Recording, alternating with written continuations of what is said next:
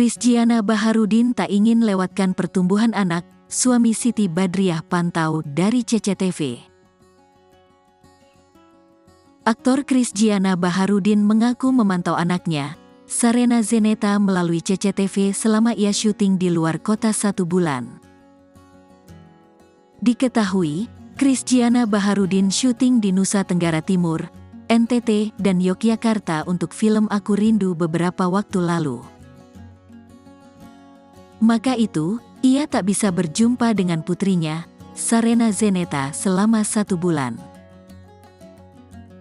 Kalau sama Sarena aku lebih baik lihat dari CCTV aja, kata Christiana ditemui di kawasan Senayan, Jakarta Pusat, Kamis tanggal 19 Oktober tahun 2023.